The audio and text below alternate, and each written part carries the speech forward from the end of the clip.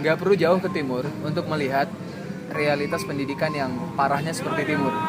5 jam dari ibu kota, itu ada kondisi di mana itulah yang terjadi di timur hari ini. Itulah ucapan Fauzan Arasid sebagai sharing komite Gerakan Banten Mengajar. Berawal dari diskusi ringan, Fauzan Arasid dan para sahabat dari berbagai komunitas dan lembaga tergerak untuk membuat gerakan sosial pendidikan yang disebut Gerakan Banten Mengajar, dengan harapan dapat menciptakan dampak berkelanjutan lebih baik untuk Banten. Melihat APDB yang sangat rendah untuk pendidikan di Kota Banten dengan hanya 3,69%, akses pendidikan yang sangat minim, serta kompetensi guru yang rendah. Nggak perlu jauh ke timur untuk melihat realitas pendidikan yang parahnya seperti timur. 5 jam dari ibu kota, itu ada kondisi di mana itulah yang terjadi di timur hari ini.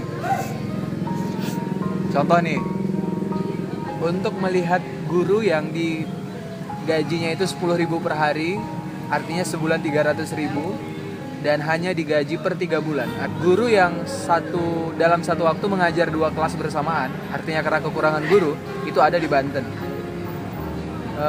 Ruang kelas seperti kandang kambing, itu ada di Banten.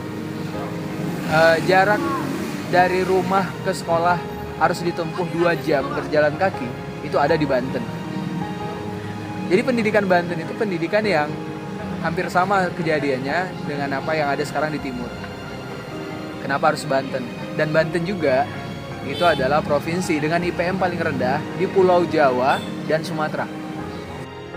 Gerakan Banten Mengajar adalah program pendidikan yang fokus pembinaan pemuda dan peningkatan kompetensi guru di daerah Banten dan berusaha mengajak semua pihak dalam menyelesaikan masalah pendidikan di Banten.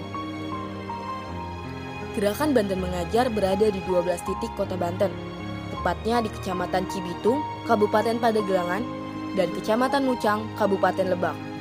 Dipilihnya lokasi tersebut karena APDB terendah kota Banten berada di Kabupaten Lebak dengan persentase 2,35%, yang artinya setiap siswa mendapatkan 168.500 dalam per tahun.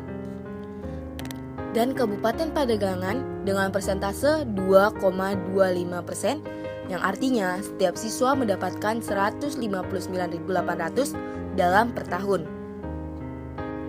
Tidak adanya pendonor tetap dalam gerakan ini bukan menjadi penghalang. Banten Mengajar ini berdiri tidak ada donor. Jadi murni kita mulai itu dari 0 rupiah. Sukanya ternyata ada banyak orang hari ini yang pengen terlibat.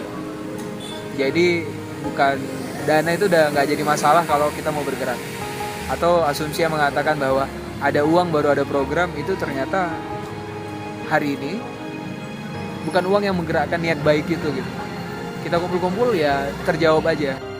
Program-program Gerakan Banten Mengajar ialah memberikan beasiswa guru dan murid, mengembangkan kapasitas guru, serta memberi pelatihan dan meningkatkan kompetensi guru, membangun pustaka desa, dan memberikan program sekolah sehat dan pengobatan gratis.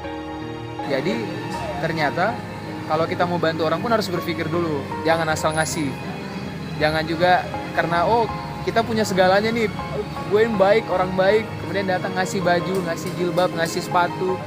Harus dilihat dulu prosesnya, karena kalau kayak gitu nanti masyarakatnya jadi rusak. Paradigmanya, aku kan orang susah, jadi aku layak dibantu. Nah, padahal kan kita pengen kan dia berpikir lebih optimis kan. Nah, akhirnya karena masalah itu sampai sekarang kita nggak pernah lagi ngasih bantuan-bantuan fisik. Program-program sosial dalam beberapa kasus sering membuat perubahan paradigma negatif untuk anak-anak dan masyarakat yang terus-menerus diberikan bantuan. Tanpa pengembangan kemampuan diri dan mental akan merusak mental si penerima. Batch 2 kemarin kita survei, gimana sih kehadiran kawan-kawan pengajar selama 3 minggu di sini? Mereka senang. Kenapa? Karena ternyata orang tua itu di sana senang karena selama pengajar kita di lokasi, anak-anaknya itu jadi rajin ke masjid, kemudian semangat belajar, kemudian malam itu anak-anaknya ada yang ngajarin, PR-PR ada yang bantu, kantor kepala desa pun jadi ramai karena kita kan bawa gadis-gadis pengajar ke sana kan, jadi mereka bantu-bantu merapikan kantor kepala desa.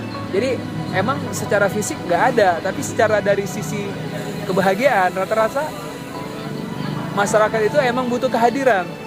Jadi kalau kawan-kawan mengirimkan bantuan sebanyak apapun, pengalaman kita nggak mengubah apapun.